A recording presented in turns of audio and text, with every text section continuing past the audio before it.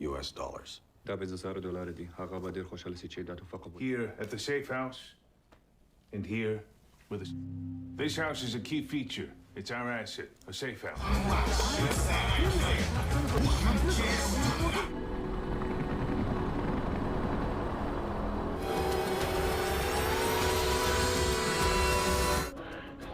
We got a weapon. 6-6, call sign Bravo. Don't do this.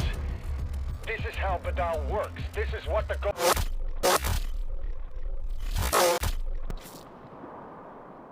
Good hit.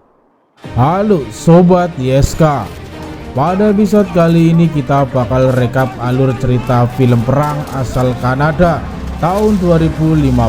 Film ini diangkat berdasarkan kisah nyata yang bercerita tentang pasukan angkatan darat Kanada yang ditempatkan di Kandahar, Afghanistan. Mereka harus menghadapi perlawanan dari para pemberontak saat mereka membangun jalur Hain jauh ke dalam wilayah Taliban. Film ini dirilis pada tanggal 14 September 2015 dan ini dia alur cerita film Haina Road.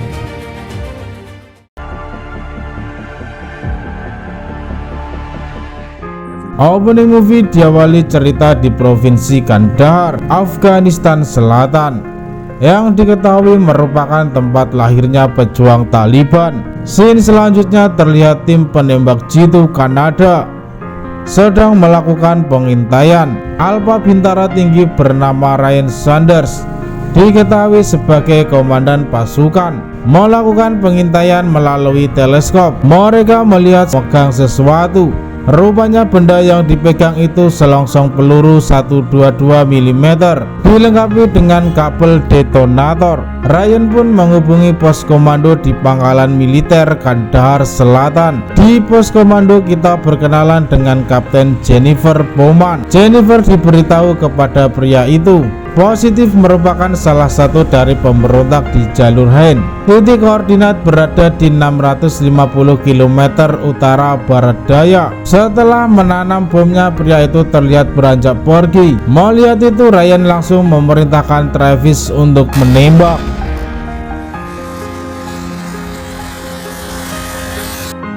Berhasil melumpuhkan target.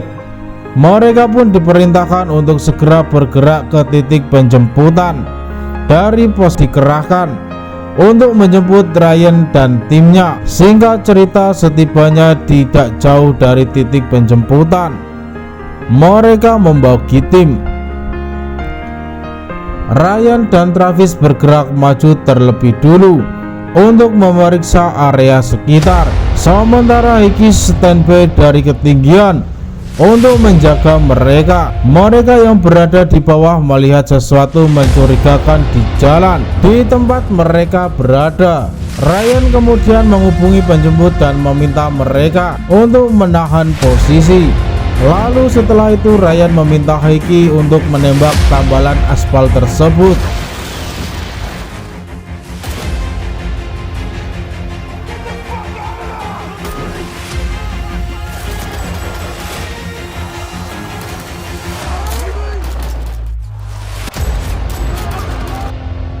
Terus berlari, Ryan kemudian melaporkan situasi yang mereka hadapi ke pos komando. Terima laporan, Jennifer langsung meminta tim penjemput untuk menjemput mereka. Namun mendengar itu, Ryan memberitahu tim penjemput untuk menggunakan jalan dengan mengitari bukit karena jalan aspal diketahui dipenuhi dengan peledak yang dipasang oleh pemberontak. Bertahan di bukit di bawah terlihat pihak musuh terus mengejar mereka.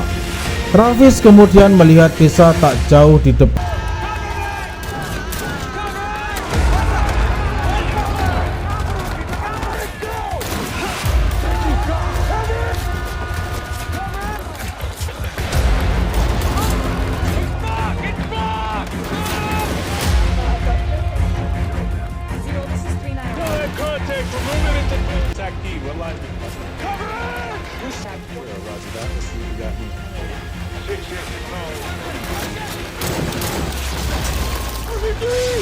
Masuk ke desa, mereka harus mencari tempat untuk bersembunyi.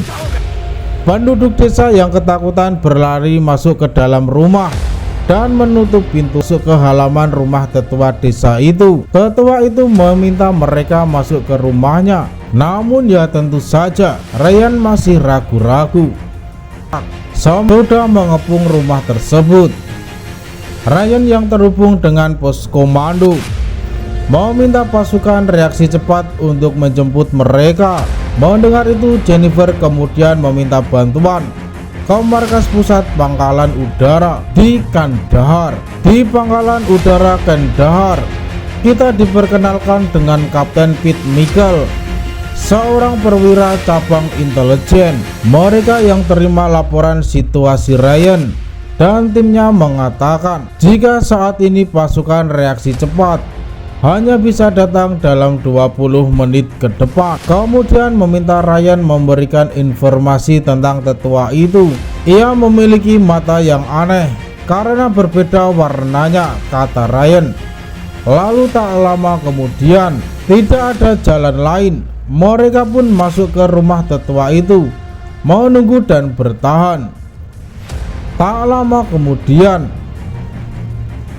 terlihat antara 45.000 sampai 60.000 personil. Disinilah organisme yang luas yang mengkonsumsi 40 ton makanan per hari. Singkat cerita, Rilwan mengatakan jika pasukannya tengah membangun jalan yang besar yang akan mengarah ke pusat wilayah musuh.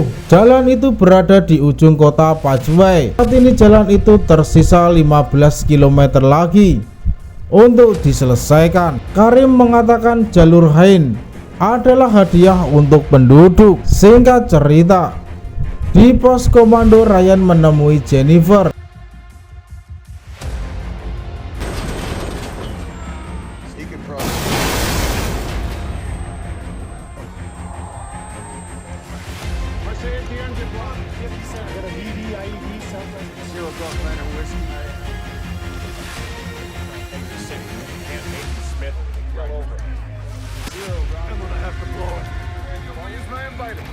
Let's go! Frag out! Grab Wally, punch up to that.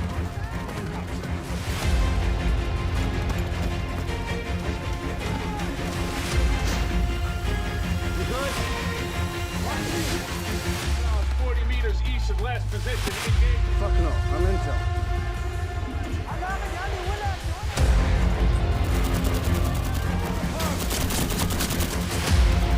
Down that alleyway.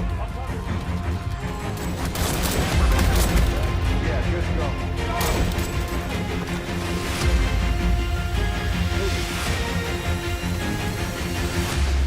Changing mags.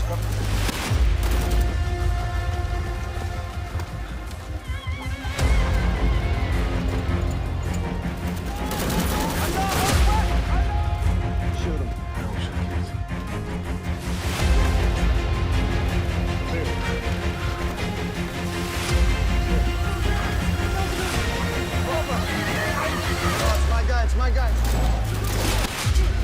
Lalu tak lama kemudian, Pete kembali menemui Haji. Pete masih penasaran untuk apa ia kemudian meminta Haji untuk pergi ke kantor pemerintahan untuk mengakses arsip penduduk. Kita harus cari tahu siapa saja yang tinggal di desa itu. Pamanku bekerja di kantor pemerintahan di sana. Keesokan harinya karena pengaruh pamannya, Haji pun mengakses data penduduk. Haji menemukan informasi jika hampir semua tanah yang ada di desa itu adalah milik Basir. Scene selanjutnya, Pete memberitahu Rain jika tanah di sana dan saat panen pun tiba. Basir meminta uang kepada petani sebesar $5.000. Namun karena banyak anggota Taliban berada di sekitar ladang, pasukan bantuan keamanan nasional atau ISF menghancurkan ladang mereka sehingga hasil panen menjadi rusak. Basir tak peduli, dia tetap meminta $5.000-nya. Ia memeras para petani. Haji kemudian mengatakan salah satu petani di sana bernama Abdul Malik. Ia adalah anaknya si hantu. sang singa padang pasir. Itulah alasan mengapa si hantu datang kembali ke desa itu untuk menjaga kehormatan keluarganya. Aku mau si hantu bekerja sama dengan kita karena ia bisa menjadi sekutu yang sangat kuat untuk mencapai tujuan kita, yakni bisa menyelesaikan jalur Hain. Pete kemudian meminta Ryan memerintahkan timnya untuk mengawasi desa itu, mencari tahu siapa saja yang keluar dan masuk ke desa itu. Scene selanjutnya, karena mereka kurang sehat, Jennifer memeriksa kesehatannya kepada perawat di pos komando. Setelah diperiksa, hasilnya membuat Jennifer terkejut. Rupanya hasil pemeriksaan ia sedang mengandung. Dan di malam harinya Ryan pun menyiapkan timnya untuk berangkat bersama Jennifer. Tak lama kemudian Travis memberikan laporan jika ia melihat konvoi 3 mobil putih datang ke rumah Abdul Malik. Rupanya Bashir dan putranya dan beberapa anggota Taliban yang datang ke sana. Bashir kemudian meminta 2 orang untuk masuk ke rumah Abdul Malik. Lalu tak lama kemudian mereka menculik putri-putrinya Abdul Malik. Melihat itu, mereka pun melaporkan hal itu ke pos komando. Ini tindakan kejahatan, kata Ryan. Saat Pete keluar, ia mengatakan meminta kamu untuk hadir pada acara peresmian pada jalur Hain. Selain aku, siapa lagi tamu yang akan hadir di acara nanti, tanya si hantu. Bashir akan hadir di sana, jawab Pete. Sampaikan rasa terima kasihku kepada atasanmu dan suatu kehormatan bagiku untuk bisa hadir. Lalu dia pun beranjak pergi. Ryan dan timnya sudah berada di puncak tebing dalam posisi pengintaian. Posisi mereka berada di tengah antara rumah perlindungan dan tempat peresmian jalur Hain. Sementara Pete standby di pusat komando bersama Jennifer. Tak lama kemudian terlihat Jenderal Rilman dan pasukannya sudah untuk bertemu di rumah perlindungan. Ini akan menjadi masalah besar. Si hantu langsung keluar rumah menemui Bashir. Si hantu mengatakan, kau telah menghina kehormatan keluargaku. Mendengar itu Bashir mengatakan, anakmu Abdul Malik berutang padaku $5.000. Si hantu pun memberikan uang $5.000 itu kepada dia dan meminta cucunya untuk segera dikembalikan padanya. Itu tidak mungkin, cucumu sudah hilang, kata Bashir. Bashir lalu mengatakan putranya Karim juga telah hilang. Dia marah dan ia ingin putranya dikembalikan padanya. Kamu akan melihat putramu. Ia pun mengeluarkan kepala Karim dan melemparkannya kepada Bashir.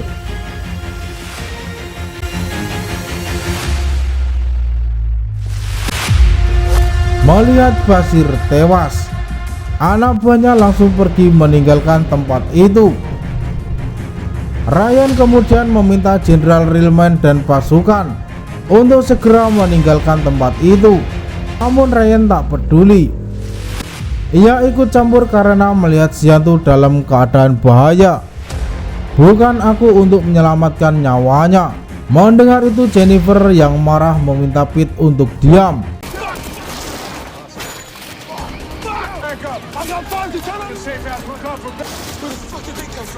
One time's VSA, vital signs down.